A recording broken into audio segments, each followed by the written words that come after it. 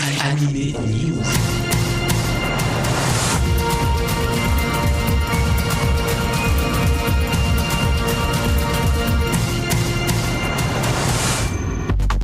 Bonjour à tous, c'est Alex au micro de Generic Kids et en partenariat avec Sun Up pour Anime News. C'est la rentrée, j'espère que vous avez passé un bel été malgré le temps assez mitigé. 195e Anime News avec un menu riche et varié. Et oui, qui dit rentrée dit nouveautés, dit nouvelles grilles de diffusion. Les chroniques manga, je vais les axer autour de l'éditeur Glénat. Je vais auparavant vous parler de quelques sorties, de quelques nouveautés chez Akata, chez Panini. On regardera du côté de chez Komiku, Kana Manga, Kazemanga, et puis la vidéo, le dessin animé, ce sera au rendez-vous avec la télévision, D17, Game One, France 4, Kana Vidéo, Kazé Vidéo, et on terminera avec du cinéma chez Eurozoom et au studio Ghibli, puisque une news assez importante, très importante même, est sortie cet été sur le studio Ghibli. Je vous en avais parlé sur mon compte Twitter. Et puis, à noter que cette semaine, vu le programme chargé, il n'y aura pas de rencontre, pas d'interview, mais cette rencontre sera de retour la semaine prochaine. Allez, c'est parti, vous êtes d'attaque, on y va. Je débute la revue des sorties manga de fin août avec les éditions Kiun et l'excellent Cesare, 10e tome pour ce manga historique signé par Fuyumi Soryo à découvrir de toute urgence. Si vous ne connaissez pas ce titre, je vous proposerai la semaine prochaine une chronique de ce volume 10 et un rappel sur cette série incontournable. Second tome également pour Erased, un titre que vous avez découvert à l'occasion de la Japan Expo. Déjà second tome donc pour ce manga signé par Kei Sanbe qui est sorti donc le 28 août. Et la sortie du moment, le tome 1 du titre à découvrir chez Kiun en ce moment. Découvert donc depuis le 28 août, il s'agit de Darwin's Game, premier tome pour ce manga qui n'est pas sans rappeler Battle Royale et Gantz. C'est un manga signé par Flip Flop.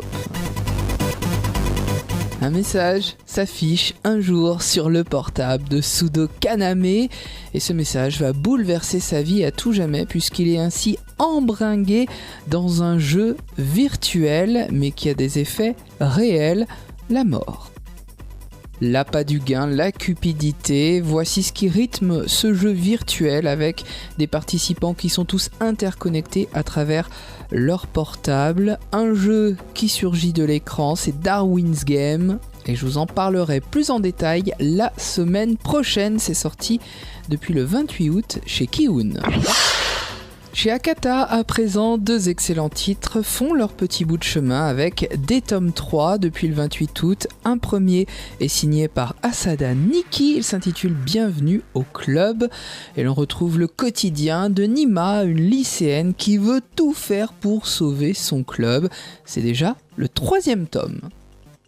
Je vous en ai parlé à l'occasion de la sortie du tome 1, c'est bien entendu très délirant, très bien dessiné. Cette fois-ci, Nima va être obligé de feindre l'amour. Bienvenue au club, signé par Nikki Asada, c'est chez Akata depuis le 28 août.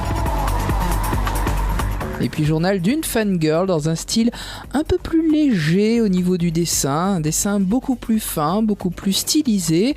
D'ailleurs une note toute particulière est à attribuer aux vêtements que portent les protagonistes.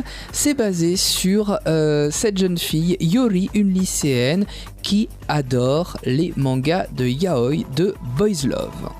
La suite des aventures de cette jeune fille, signée par Sanae Uno, c'est à découvrir donc à travers le tome 3 chez Akata depuis le 28 août, journal d'une fangirl. Last Exile revient à travers un manga, un spin-off chez Panini. Le manga est sorti le 20 août, ça s'intitule Femme aux ailes d'argent, premier tome pour une série qui en comptera 3.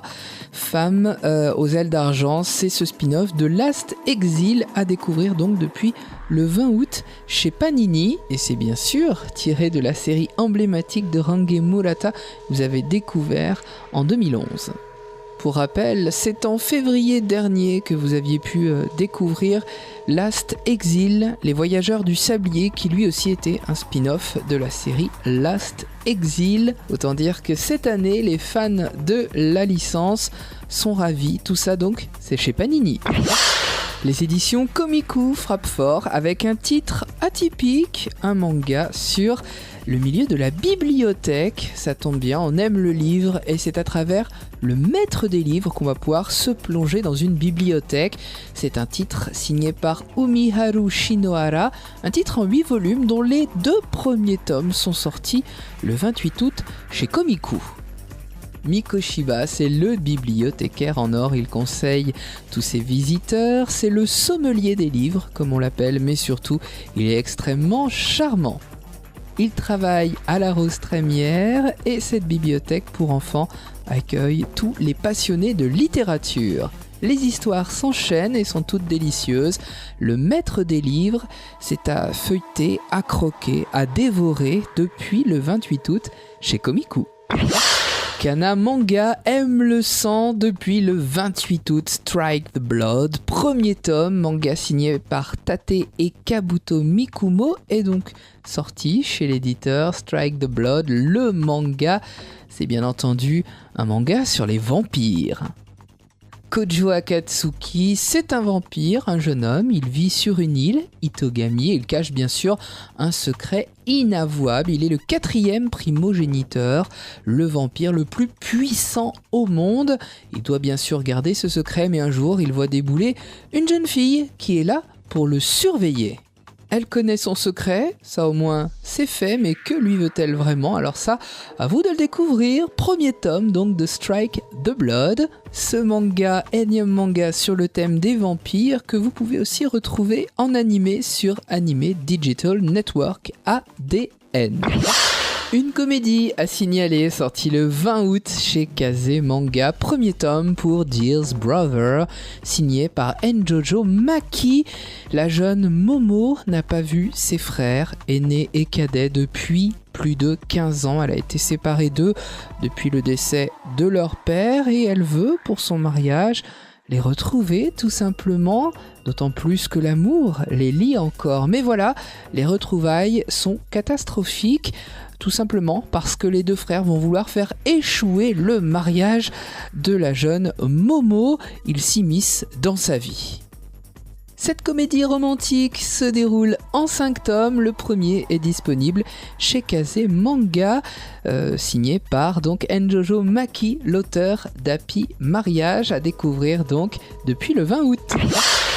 Black Box fait partie de ces éditeurs qui aiment surprendre et je vous proposerai très prochainement une chronique de Magamine, la fac et moi. Un titre attendu, les 3 tomes sont disponibles depuis le 28 août. Ceux qui l'ont précommandé sont déjà en cours de livraison. C'est un manga, une comédie très sympa qui est signée par Riku Kiruta. Magamine, la fac et moi, tout est dit dans le titre, tout presque, ça on le verra lors de la chronique donc dans un prochain Anime News. C'est chez Black Box à découvrir Magamine, la fac et moi. À présent, avec les mangas, je vous propose quelques chroniques des sorties de chez Glénat. Glénat avec Standalone Complex, c'est-à-dire Ghost in the Shell, tiré de l'univers de Masamune Shirow, 5e tome déjà, pour ce manga signé par Yu Kinutani.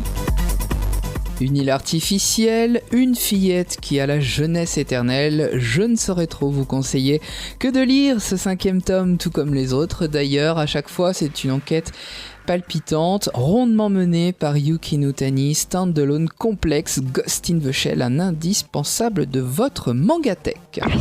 Toujours chez Glénat, le second tome de Kagaster, signé par Kacho Hashimoto. Vous avez pu découvrir ce nouveau manga décapant à la Japan Expo. On est dans un univers post-apocalyptique, un peu comme Nausicaa d'Hayao Miyazaki.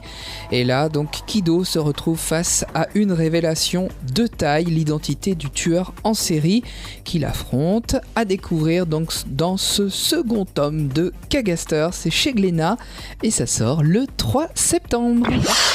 De festival en festival, vous retrouvez Kotaro et Ryuichi dans Babysitters, tome 5.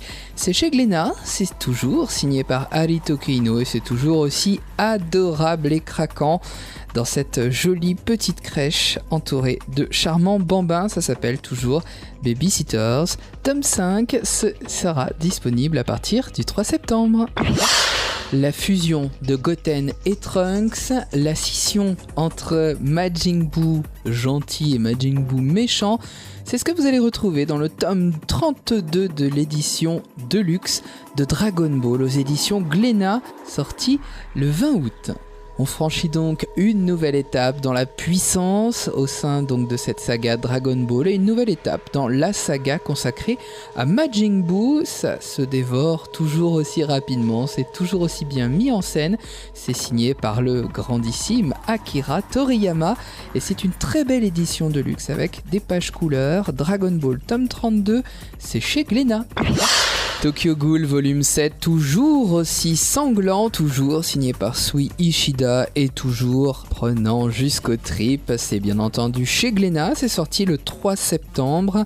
Nous sommes dans le repère d'Aogiri, c'est plutôt Ken qui est retenu prisonnier et tous ses amis donc se dirigent vers le 11e arrondissement pour voler à son secours. Sachant qu'ils viennent de recevoir un petit mot qui n'est pas encourageant, n'espérez pas revoir Ken. Tokyo Ghoul, tome 7, c'est donc chez tous vos libraires à partir du 3 septembre et c'est aux éditions Glénat. Et pour terminer ces chroniques manga et se focus sur les sorties Glénat du moment, Nijika, ça rime en plus, c'est merveilleux. Nijika, actrice de rêve avec son 7e et dernier tome, toujours signé par Anne Nakahara. Est-ce que notre héroïne Nijika va remporter le prisme de diamant face à son ami et rival ? Eh bien, pour ça, il vous suffit de lire Nijika, actrice de rêve, 7e et dernier tome. C'est sorti donc le 3 septembre aux éditions Glénat. On passe maintenant à l'animation, à la télévision, notamment avec la rentrée de certaines chaînes et des 17 qui vous proposent des inédits de One Piece. Ça a débuté le 30 août avec une soirée spéciale et One Piece reprend avec des inédits à partir de l'épisode 559. One Piece sur D17, c'est les lundis, mardis, jeudis et vendredis pour 2 épisodes entre 17h40 et 18h40. Télévision toujours avec Game One qui met à l'antenne Tiger and Bunny en VF s'il vous plaît. Tiger and Bunny que vous aviez découvert en 2011 sur Caseplay. Rendez-vous à 16h35 tous les jours de la semaine pour 2 épisodes. Ça a débuté le lundi 1er septembre. France 4, vous vous en souvenez peut-être, avait diffusé l'attaque des Titans à l'occasion de la Japan Expo et d'une soirée spéciale, donc c'était en juillet dernier. Eh bien sachez que la série débarquera à la fin de la semaine, le 5 septembre à 22h45 sur France 4. Une occasion donc pour le grand public de découvrir cette somptueuse série. En effet, à partir de septembre, France 4 souhaite proposer aux amateurs de séries d'animation japonaises de découvrir 2 épisodes donc de l'attaque des Titans, mais aussi de Blue Exorcist. Rendez-vous donc le 5 septembre à 22h45. Et puis pour l'attaque des Titans, eh bien sachez que depuis le 27 août est sorti le premier coffret donc DVD de l'attaque des Titans. C'est chez All V Anime. Et puis le deuxième coffret sera disponible le 22 octobre prochain. La vidéo, on y vient avec Naruto, que vous aimez bien sûr, mais cette fois-ci c'est la version SD, Naruto SD Rock Lee, les péripéties d'un ninja en herbe, vous savez, cette série délirante en Super Deformed qui relate les mésaventures d'un personnage très apprécié des fans de Naruto. Il s'agit donc de Rock Lee. Le premier des 2 coffrets est sorti le 27 août chez Kana Video, 25 épisodes, soit quasiment la moitié de la série. Quasiment, carrément même, puisque la série en fait 51. Rendez-vous donc en DVD chez Kana Video avec Rock Lee, les péripéties d'un ninja en herbe depuis le 27 août. Et dans la catégorie des grandes séries à ne pas louper, toujours le 27 août, mais cette fois-ci chez Case des Vidéos, c'est Bleach pour les amoureux de la série qui s'offre à vous dans un 27e coffret, c'est la saison 6 déjà de Bleach et déjà la 27e box de la série sortie le 27 août chez Case Vidéo. Un très beau film est sorti la semaine dernière chez Eurozoom. Vous savez, c'est ceux qui distribuaient Ame et Yuki, les enfants loups. Et bien là, dans la même veine, Eurozoom nous propose Budori, l'étrange voyage, sorti donc le 27 août dernier dans quelques salles en France au cinéma. Il n'est pas facile à voir, mais je vous conseille de vous déplacer. C'est un conte écologique réalisé par Gisaburo Sugi, qui avait réalisé des séries nostalgiques telles que Une vie nouvelle ou Laura ou la passion du théâtre. Je ne l'ai pas encore vu, mais je pense que c'est vraiment un film à découvrir. Sélectionné et sorti et distribué donc par Eurozoom depuis le 27 août, Budori, l'étrange voyage. Je vous conseille en tout cas de suivre le Facebook du distributeur d'Eurozoom pour repérer justement les salles dans lesquelles vous pouvez vous rendre pour voir ce film. Et pour terminer ce 195e Anime News, je voulais vous parler du studio Ghibli qui a lancé une nouvelle qui a fait l'effet d'une bombe dans le monde du cinéma, dans le monde de l'animation. C'était en plein milieu de l'été, le studio Ghibli annonçait qu'il arrêtait la production de longs métrages d'animation. Cet arrêt est provisoire et d'ailleurs, Toshio Suzuki avait évoqué cet aspect des choses dans une interview en juin dernier à la télévision japonaise. Quoi qu'il en soit, le studio Ghibli et Toshio Suzuki comptaient vraiment sur un succès pour leur dernier film Omoide no Marni, qu'on ne connaît pas en France encore, mais qui sortira vraisemblablement dans quelques mois. Et malheureusement, ce film réalisé par Yonebayashi Hiromasa, le réalisateur d'Ariety, n'obtient pas le succès escompté. Je vous rassure, la critique au Japon est quand même plutôt favorable à ce film, mais malheureusement, il n'arrive pas à la hauteur en termes d'entrée, à la hauteur d'Ariety par exemple. Alors pour l'instant, tout simplement, le studio Ghibli est en pleine restructuration et suspend donc sa production de longs métrages animés. Cela ne veut pas dire à ce jour que le studio Ghibli va fermer ses portes, puisqu'ils ont d'autres activités. Je pense notamment à un jeu vidéo qu'ils ont développé il y a quelques années, dont le graphisme rappelle celui d'Hayao Miyazaki. Mais le studio doit vraiment se repenser pour pouvoir mettre en place une solution pérenne et subsister tout simplement. Les producteurs en tout cas attendent des projets qui soient viables, mais pour le moment il est vrai qu'une grande page est en train de se tourner pour le studio Ghibli. Je ne manquerai pas de vous en reparler dans les semaines ou les mois à venir, bien entendu, puisque ce studio marque vraiment l'animation japonaise et l'animation mondiale, au point que Disney se soit mis à distribuer leurs films à travers le monde. Pour plus d'informations et vraiment vous immerger dans le studio Ghibli, je vous conseille l'excellent site butaconnexion.net, buta-co2nection.net, qui est entièrement consacré au studio Ghibli, un site francophone qui recense tout sur le studio Ghibli et qui vous permet vraiment d'analyser les œuvres du studio et de retrouver justement l'actualité fraîche concernant ce très grand studio de l'animation mondiale. Je vous remercie de nous avoir suivis. Ce 195e numéro d'Anime News referme ses portes. Je tenais aussi à vous remercier pour une deuxième chose, vos messages reçus cet été. Ça fait chaud au cœur. Et puis, sachez que notre replay vidéo, bien entendu, est sur generikids.fr, mais surtout, il est sur le site de notre partenaire SunUp, que je remercie également chaleureusement. Merci Teddy.